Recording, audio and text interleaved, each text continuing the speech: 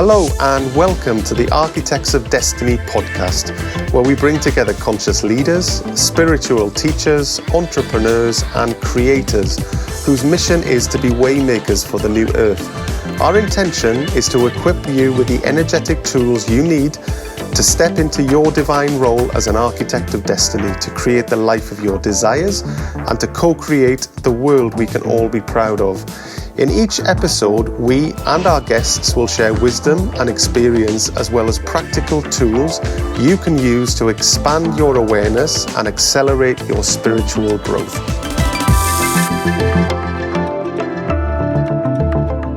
Today's guest, Libby Robertson. Libby is a galactic business coach and shamanic practitioner who guides creators, mystics, healers and leaders to align with their higher self and create a business and life of magnificent purpose, impact and wealth. Libby, who recently published her first book, How to Unmess Your Life, shares with us her personal journey into depths of her psyche and energetic tools she used to overcome alcohol addiction and create the life of deep happiness, fulfillment and service.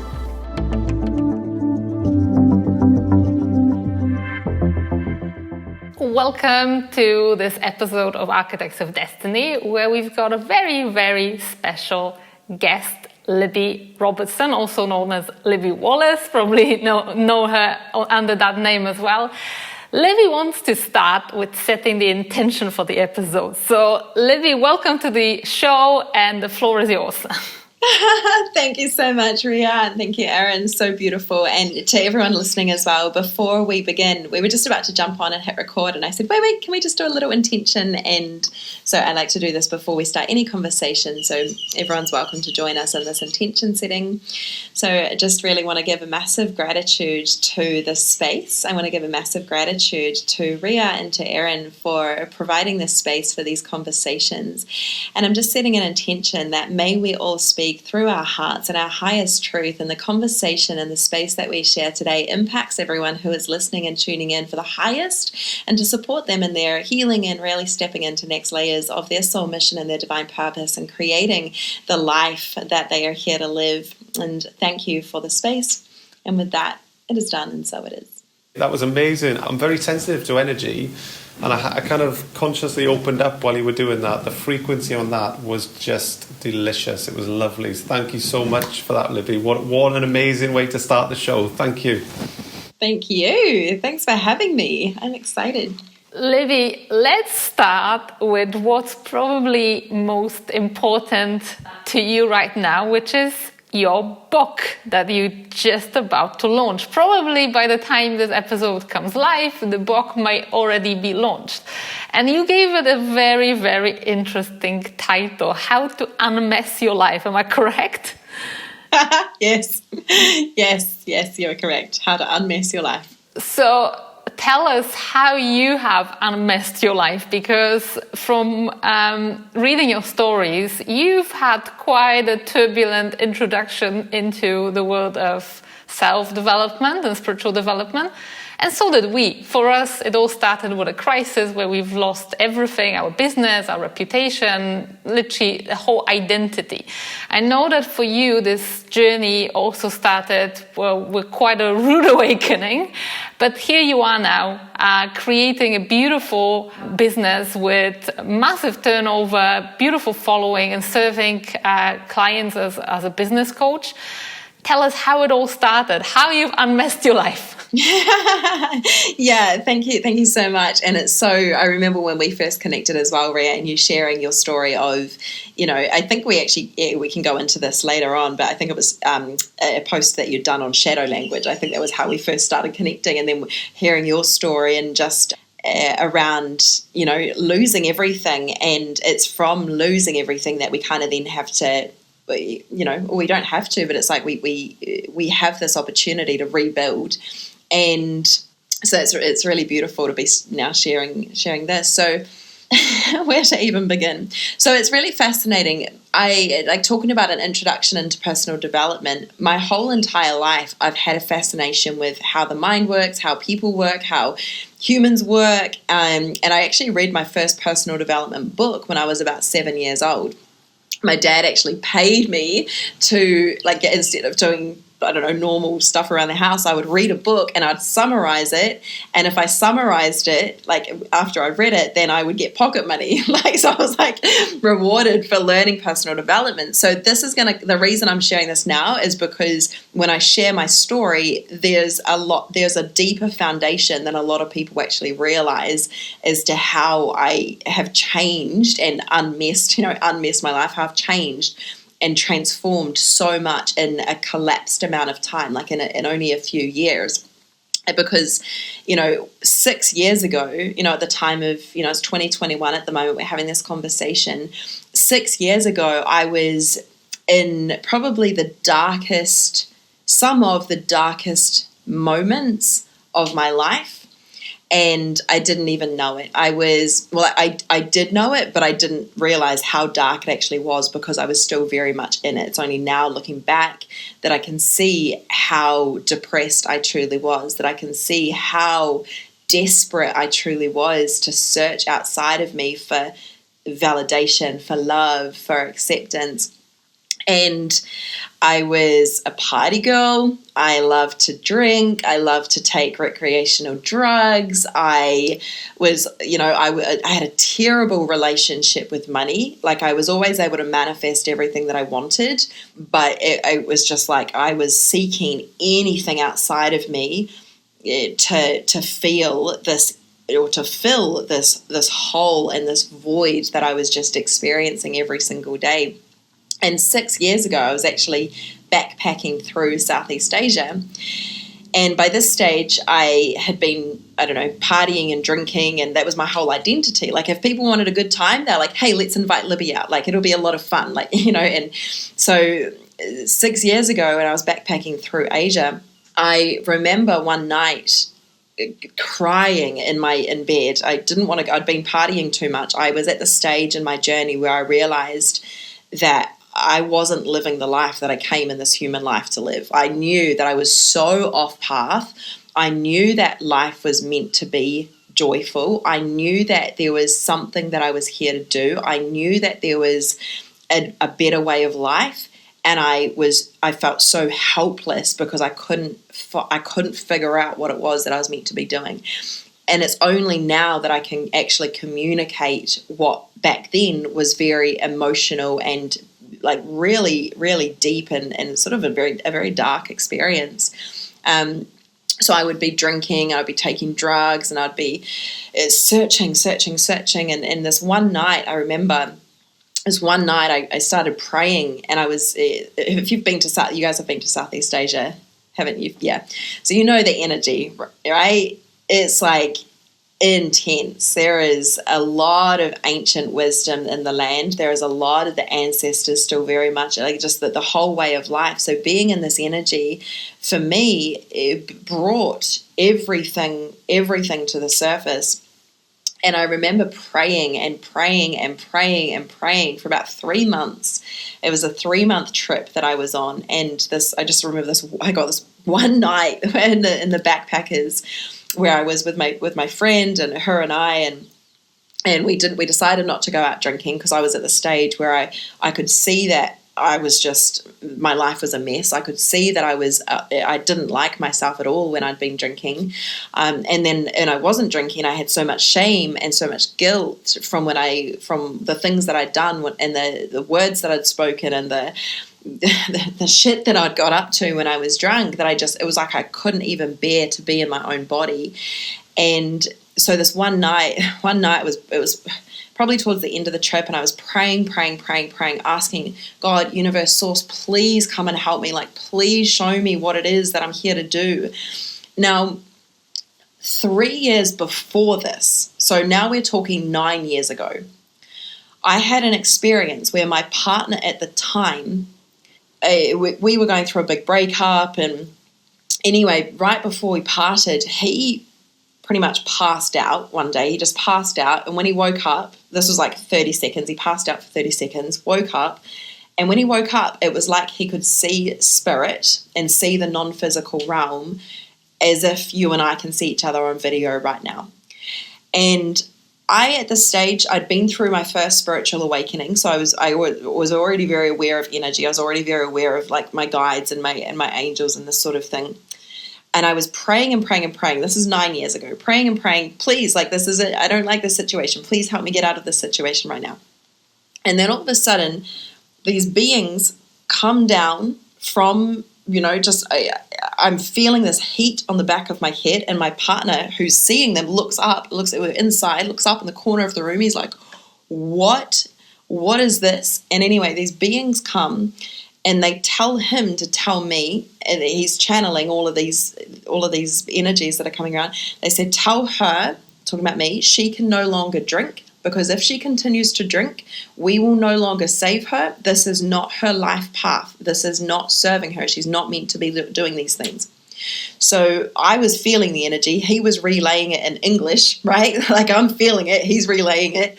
I'm like, oh my God, okay, I'm never going to drink again.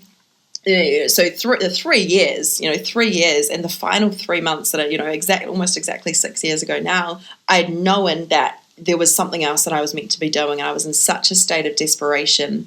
From that night that I was laying in bed crying and just praying to the universe for some answers and for guidance, my partner, who's now my husband, he was my boyfriend at the time, he had a dream at the same time that I was praying. Now, I must have been praying for, I don't know, an hour and a half, just pleading, sobbing. And Dane, who's my husband, had a dream that he was, I can't remember the details of it. I'm sure he still remembers it better than I do, but he had a dream that night that he was pretty much doing an exorcism on me. He was removing these entities from me. He was removing all of these energies from me. When I woke up that morning, I was like, something's different. Something is different. From that moment, it still took me another, I think, 4 or 5 months to finally, I ended up in hospital from another night out drinking.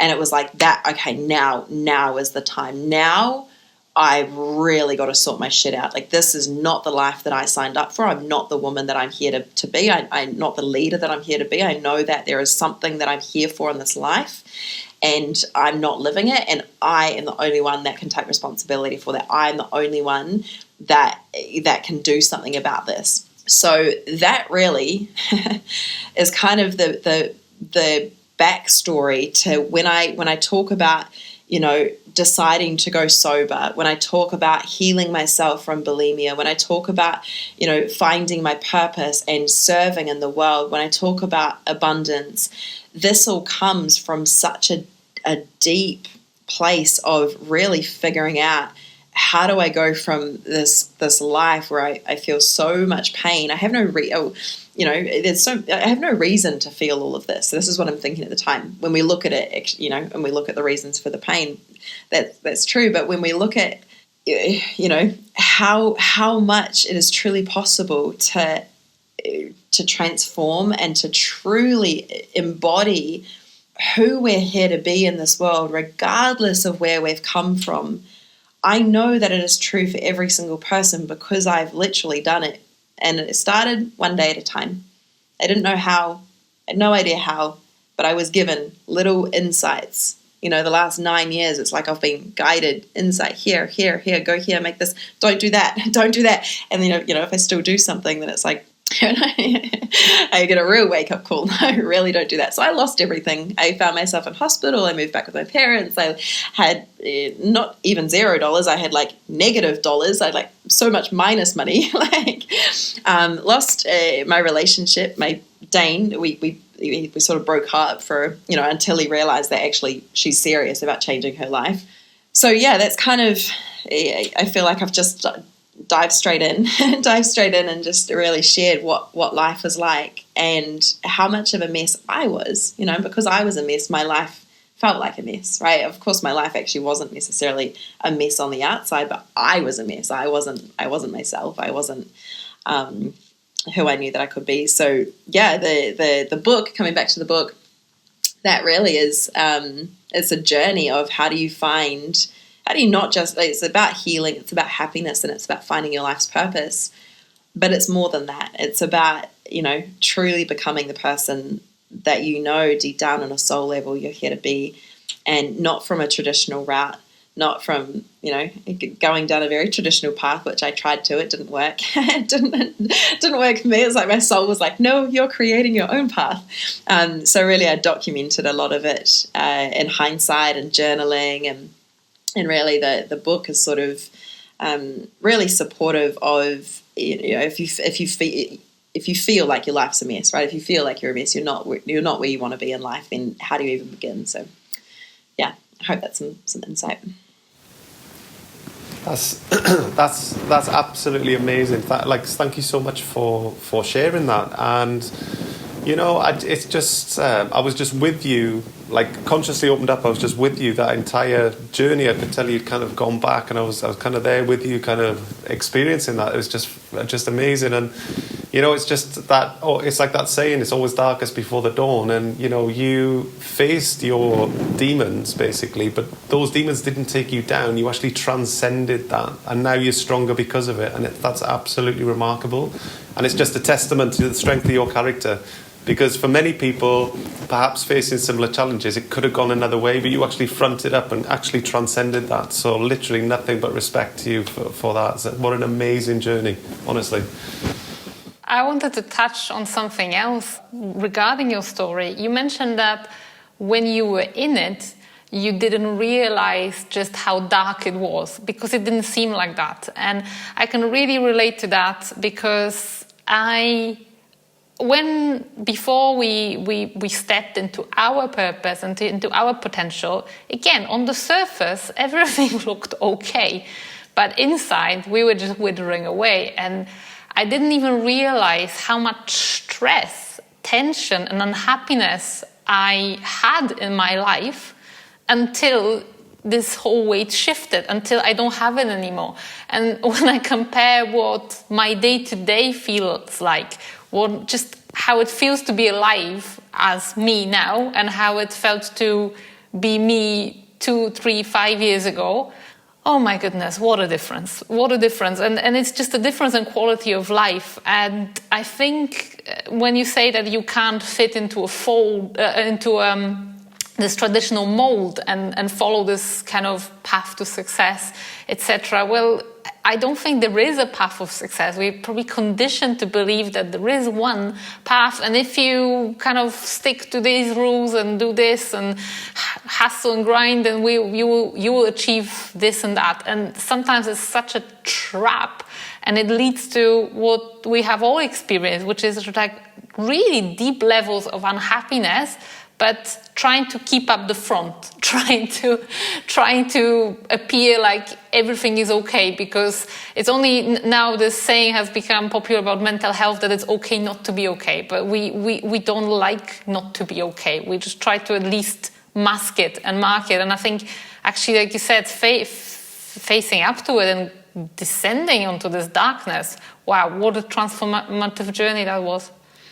Yeah, it's really, and it's funny, like this whole concept of here is the path to success, and it's kind of like we're all looking around and we're all kind of just living this human life, and we've taken this like amnesia, and we're kind of like, what are we doing here again? Like, I know that there's something, but what is it? And it's like we wait for our lives, or it's like we're waiting for someone to come down and be like, like, here is your purpose, like, here is the path that you're meant to take in life, come this way, like, but it's so not like that, right? It's like very, very intuitive for us all. And when we talk about the traditional path, or here's how to create success, or here's how to heal, there is no one right way, because we hold such different frequencies, we've got such different soul experiences, we've got this human element with different egos and personalities and learning styles, and there's so much within our consciousness that our soul always knows. And when we can remember that, and we can remember that our soul knows, and we know that somewhere inside we've got the answers, then we're always going to find them. And I truly believe, like, I didn't think it at the time, but I truly believe that one of the greatest things that happened early in my healing journey, when I was searching for answers, I was like, right, I can't go back to what I've always known, so what's the path moving forward? So I went to a GP, I went to the doctor, and I said, hey, I've got alcoholism. Like, this is what's going on. And she pretty much turned around and said, look, like, I can give you some drugs. Like, I can help you numb the what's it called? I can't even remember the words now. When you cravings, that's right. I can help you. I can prescribe you something to numb the cravings. I'm like something in me is going, I'm trying to recover. I don't want anything outside of me. Like, I don't want to rely on something to stop something. I was like, no, I'm fine. So she gave me the details of a specialist. So I went to the specialist and I was like, hey, this is what I'm experiencing. You know, I've got alcoholism and, you know, where do I begin? And I think I went to 2 sessions with her, and she goes, well, you know, you've got so much self-awareness and it really sounds to me like you're very committed to this new journey. So our work here is done. And I'm like, what? Like, what? What do you mean? She goes, I don't mean this rudely, but I hope that I don't see you again. Like, it's very good that you've got a good self-awareness, and, you know, there's a lot of people out there who don't have this level of commitment that you do. So all the best. I'm like, what? These are the professionals. Like, I'm struggling big time, but because my self-awareness is there and I've got this conscious awareness of what's going on within my psyche, you're telling me that you can't help me? Oh, okay, like, let me figure this out then. So that was when I began really, really, really walking, and what I now see is I was guided to that because I had to walk the path of the healer. I had to walk the path of addressing the shadows. I had to walk the path of actually truly forgiving myself and others, and actually, you know, calling back soul parts, and, you know, really, really walking and forging this path that at the time I had no one in my reality at that time. Even I didn't even know anyone that didn't drink, let alone people that meditated, let alone people that were super tapped in spiritually. You know, like, this is a very, very different reality back then. So, but yeah, it's kind of funny when I think back now. It's just, I think it comes down to sort of, you know, alignment as well, and being either in alignment or out of alignment. And I think if you're out of alignment with what you should be doing, your true soul's purpose, your higher purpose, it's never going to end well. And either the universe is kind of going to nudge you where you get the hint, or it's going to come to a point where it just punches you in the face. And, like, you know, it's like from our end, you know, I was being nudged and nudged and nudged for years to follow this spiritual path, and I just ignored it time and time ago, and went, no, I'm just chasing material things. The answer to my happiness was always outside. It was always about status, where we were living, what car I was driving, where we were going on holiday, how many times, what the social circles, what restaurants we were eating in. All this kind of material stuff, which we just amassed, right? We just ran around like headless chickens amassing this stuff. And just yet at the same time looked like a shiny object on the outside. Like, anybody outside not knowing us looking in would be thinking, do you know what? Like, they've got it all. And, like, we attracted a lot of jealousy and a lot of other stuff, basically. That's a different story, though. But, like, when it comes to the universe trying to nudge you, I just felt completely hollow on the inside. Even though the outside looked great, the inside was just empty. And I just felt really, really out of alignment, just kind of really dissatisfied with my life. Probably a bit depressed, I'd say, a little bit, if I'm being honest. But then it's like the universe was just like, you know what? This guy's just not getting the hint. And then just bang, this huge eruption, and the whole thing blew up like a grenade.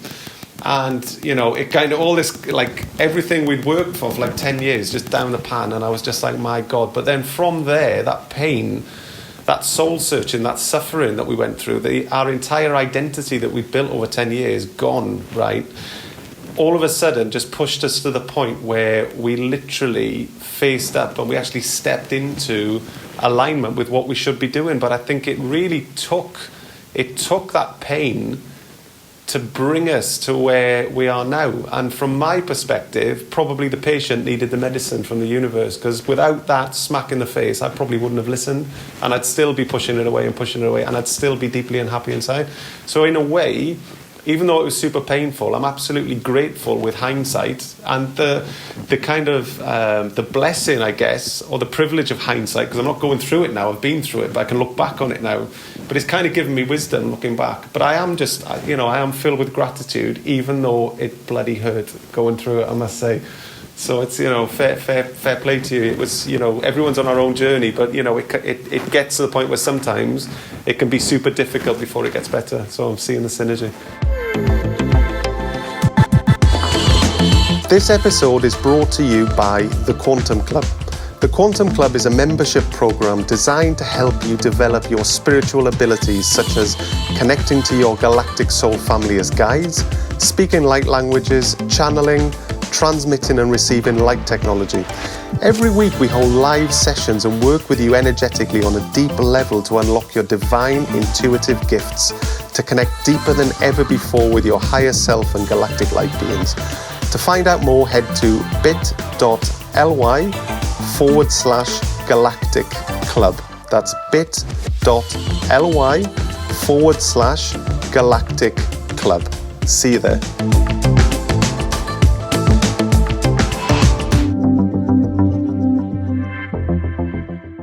I wanted to dig into a little bit of details of how did you walk that path of a healer, like you say? How did you heal yourself on a deep level? Because you mentioned that modern medicine, we'll give you some drugs to stop cravings, and we can see a lot of that. There's also the whole subject of antidepressants that are numbing people down from their emotions and from pain, and painkillers and all of that. So that's kind of like a recipe.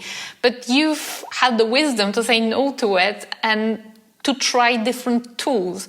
And obviously you mentioned that you haven't had much of a support circle, people who would understand that you want to quit drinking and that you want something different in your life. But also, I don't think there is, at least it's not common knowledge about what energetic tools are available to overcome addictions, because in your case it was alcohol, but people are addicted to all sorts of things. You also mentioned an eating disorder. So you must know a lot about how to overcome addiction from like an energetic perspective. So I would love for you to share some tools and modalities and some experiences that you've had healing that, because in one way or another, each one of us has some form of addiction, whether it's smaller, bigger, whether it's impacting our lives. But that's how this 3D reality is set up, because we've got so many distractions. Some people fall into a trap of religion, some into materialism, some into substance. It's almost like an obstacle course.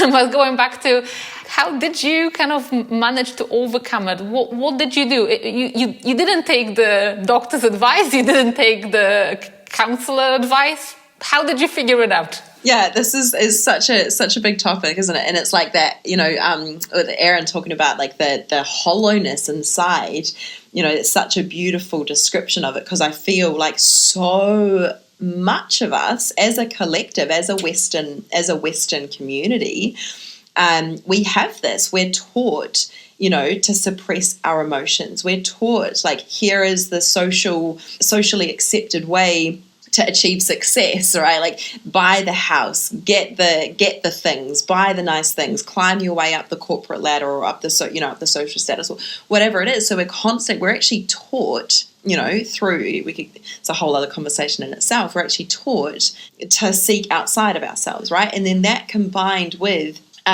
really this disconnection from spirituality that we have as a Western world anyway. And then, suppressing our emotions. Don't cry, don't feel that. Hey, you're fine. You're fine. Don't cry. Don't be upset. If you're a little kid, and that all adds up. But then on the other side of it as well, when we're experiencing pain, or really traumatic experiences as a child, especially in our developmental years, between the ages of technically it goes back generationally as well. But if we look at just our life and our, for simplicity's sake right now, in the first 12 years of our life, we've got so many experiences. If someone rejects us, or if we feel like someone's yelling at us, and then it makes us feel like, oh, I've done something wrong, I'm not good enough, right? So we begin to develop all of these energetic agreements with the world. So when it comes like energetically, some tools. Well, I've written a whole book, so you can go and read the whole book to actually learn about these things. But really, how I began to realize that there was more than just the mind. Like I said, so I already had an understanding of the personal development world. Like I already had this belief that you can choose your attitude. Like I was very big on this. I studied psychology. Like I was very, very mindy, right? I was like, okay, I can choose my attitude. So I really chose that while my life was a mess and I have no fucking clue of who I am and what I'm here on this planet doing, and I have no clue how to move forward, I do know, and I am choosing, and this is so key because this choice is where we get to reclaim our power. So I chose that regardless of what happens, this is leading to something.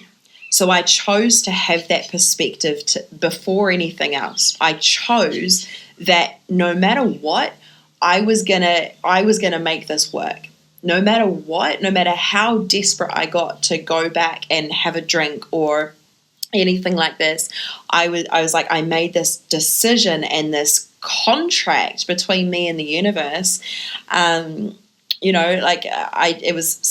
That's really important, because the stuff that we do, if we don't have that commitment to transformation or to the direction and the path that we're choosing, then everything else kind of can fade away. It's really important that we commit to ourselves first and foremost, and then choose to see things in an empowering way. We have that choice that's available to us. So this was really the first thing.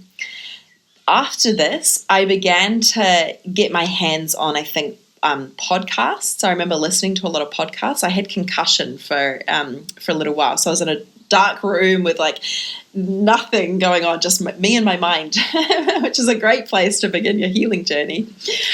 So there was no looking at podcasts to start with, and really hearing other people's stories helped me so much. I'm like, oh my God, here I am thinking that I'm the only one that feels hollow. I am thinking I'm the only one that's got this problem. And actually what I'm hearing is that there are so many other people out there that think and that are experiencing the same thing. So that was also a really integral part of giving me hope and self-belief of, actually, other people have done this. I don't know them, but I've heard that other people have done this.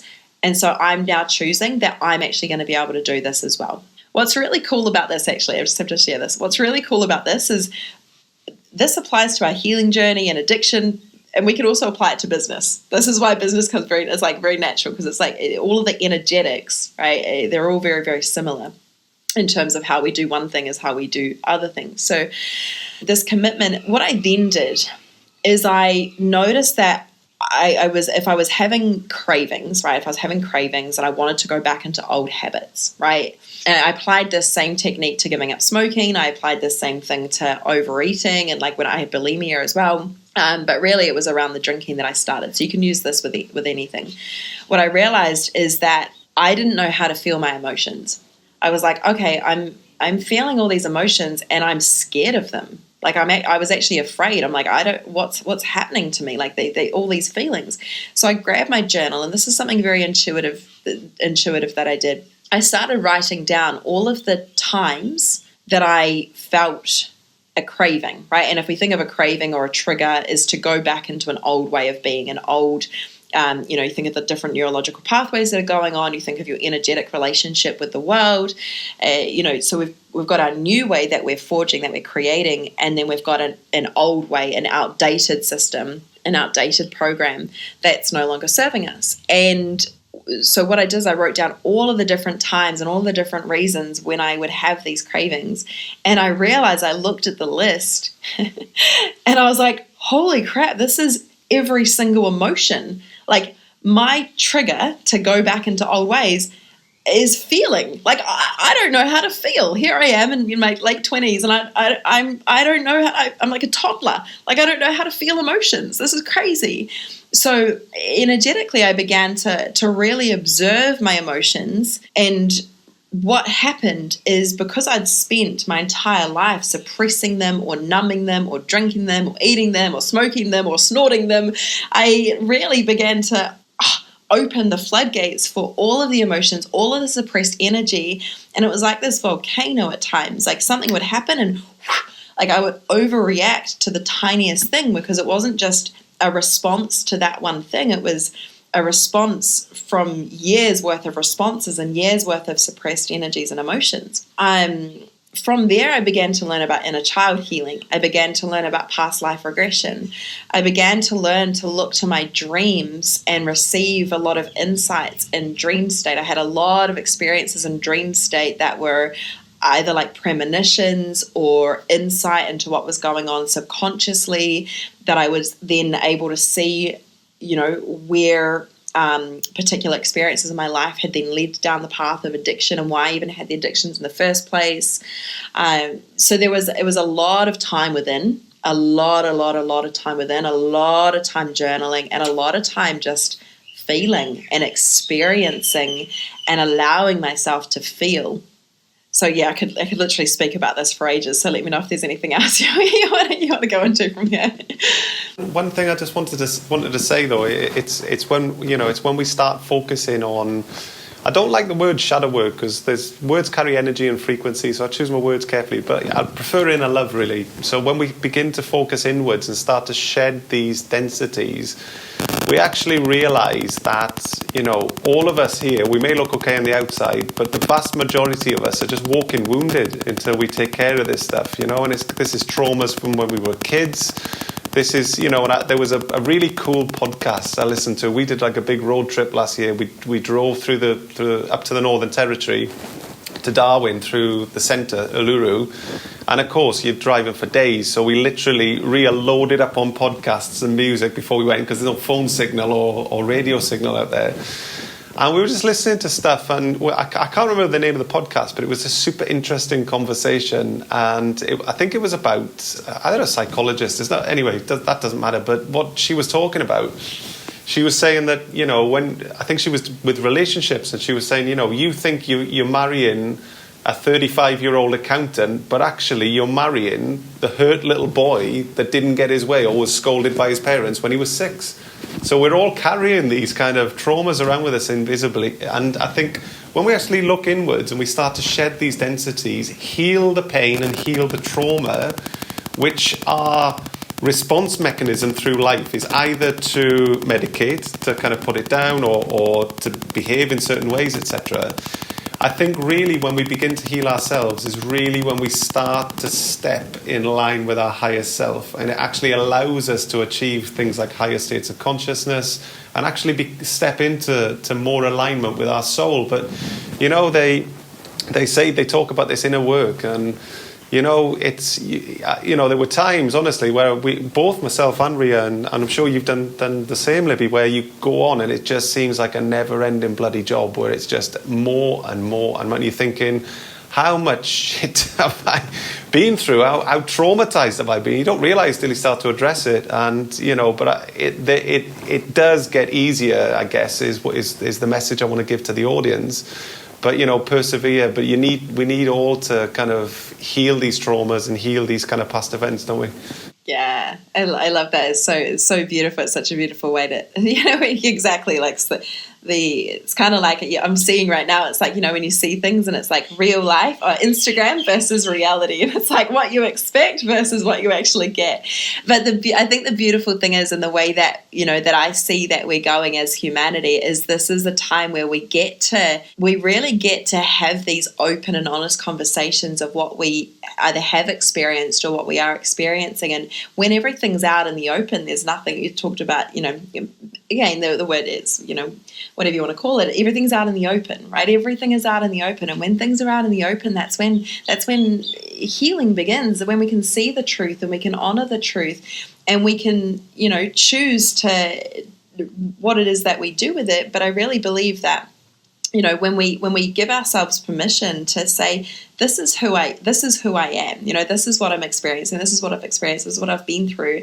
And, I've chosen to take all of that and rise with it. I've chosen to see it as a gift. I've chosen to use it as depth to create, the more depth that we have within us, the more light that we can hold. We carry so much information from our ancestors, and collectively the imprints that, whatever's going on in our country, in our family, in our community, in our country, in the world, when we're born, there is so much that we're carrying. So when we can lead the way, like even just having these conversations, but go through this healing journey and have like this beautiful openness about us, then this is really when collective healing begins to take place as well. And I think that's what we're seeing at the moment, especially when everyone's spending so much time inside, in lockdowns, and spending so much time in their minds with themselves and really having to slow down. It's when we slow down that we begin to hear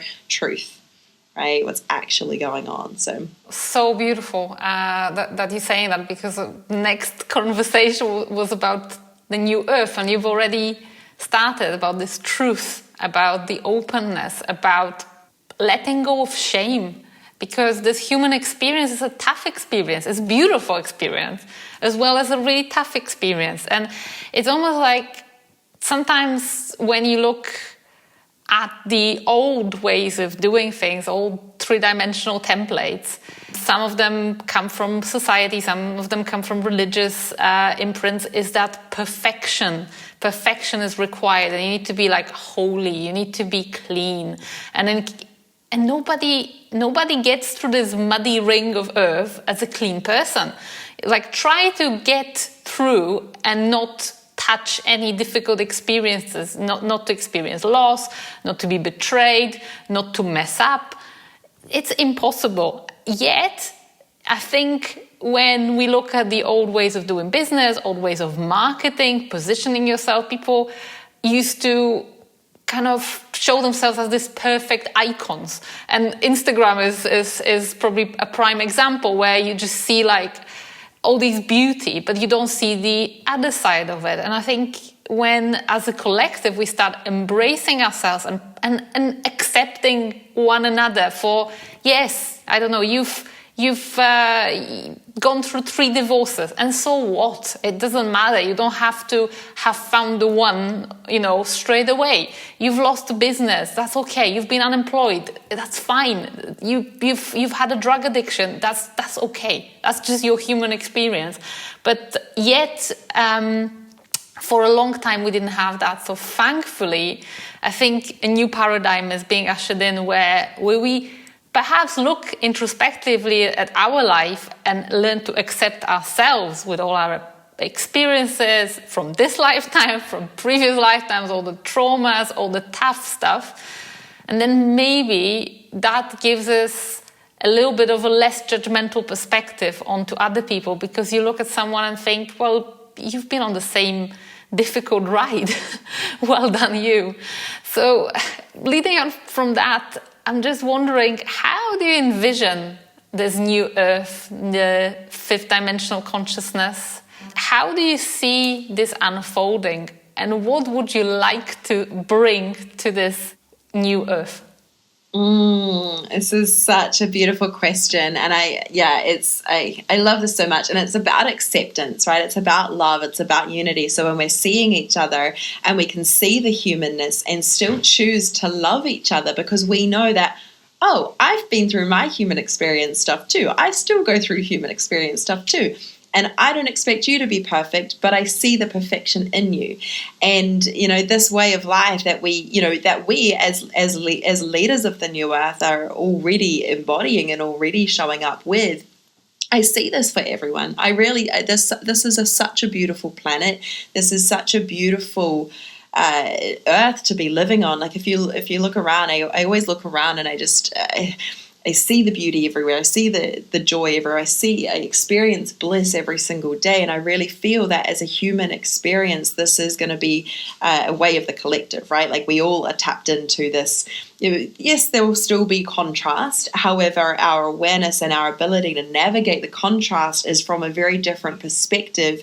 And the suffering that goes with pain, I see that being eradicated, right? Like we can choose to suffer, we can choose to experience the pain as a human experience, but still love ourselves simultaneously through that pain. So I see this as a really big transition. We start at an individual level, and I believe that's where a lot of the work is at the moment. And then looking at it from the bigger picture, when I see this energetically, Oh my gosh, Riya, Aeron, it's like literally heaven on earth. And I have seen this since I was, now that I remember and I can see again, and I can see again, I remember that I actually saw this when I was a little girl. And the colors, it's like we're the vibration that we are all tapping into, that we're all living and experiencing, the colors. They look at the sky and we're already beginning to, I don't know about you, but the world looks more beautiful now than it did 10 years ago. Maybe it's just perception, or I'm sure that, has this always been here? Look at the sunset, look at the sky, this is amazing. And I really believe that when, as a collective, we will honor the earth in this way a lot more. We will be in right relationship with the planet, and we will do things to support future generations, and we'll be very, very, very conscious about this. It's also a place of abundance. There is no going without. This is a planet of abundance. This is a very, if you look at the natural resources here, when we're operating sustainably and consciously, and we're aware of this, it's infinite resources, right? We all have this available to us. So I believe the technologies that we're able to access at a quantum level through our, through our ability to connect, we will realize this, but we'll also be seeing a lot of technologies coming into the planet to support this way of being. It's like there's this whole this energetic resource where everything is infinite that we're able to tap into. Our experience with money, depending how far in the future we go, because I actually see this as a planet eventually where we don't even have a monetary system. We're so powerfully tapped into our creative energy that we simply manifest what it is that we desire. So it's like I see it and we just, okay, cool, I want this is going to support me, let me create this. And it's this very it's like we work with energy in a whole different way than we ever have before in this world. But in the more near future, whether that's 10, 20 years, new school systems, I see whole new ways of living, like whole new communities of living in harmony and in oneness with each other, really coming back to the importance of connecting with the land, connecting with each other. New healthcare. I believe that we're also going to become sovereign and how either more community based, but not with the types of government structures that there are at the moment. Oh my gosh, there are so many different things. I also believe that we won't really be speaking as much either. I feel like we'll be very, very, very telepathic. Depending on how far in the future we're going, like this could take a couple of generations to come through. So I firmly believe that as well. And when you were talking about the whole manifestation, instantly my mind's drawn to the Arcturian collective consciousness, and that's exactly what they do. They can manifest from their collective consciousness. I believe that humans on Earth are going to go the same way, where we create in the first instance pockets of collective consciousness where it does, then there's a bit of a transition between speech and telepathy, if you want to call it that. And there's that sort of energetic communication. And I feel like as a species, we're evolving. You look at where we are as a species, you go back 200 years. 200 years, even forget the quantum field, which is infinite, but even geologically on Earth, like Gregorian linear calendar, 200 years is nothing. And you look at where we are as a species, even 200 short years, it's just the development and the trajectory is just mind-blowing. And I feel like humans' consciousness ascension it is basically a done deal. It's just we are living through history at the moment. That's what it is. And it's what a time to be alive, because what we're living through at the moment will be written in the history books and it'll be looked back upon. So I see this as a blessing and a gift to actually experience this physically at this time. It's an absolute gift for the soul. Yes. Yeah, I feel that I get so excited by just thinking about that as well, and before even the unfolding of all of these things, I think we've all sort of had this knowing that something coming, something changing at the moment, this rebirth, of getting caught up energetically and all of that, all of this stuff.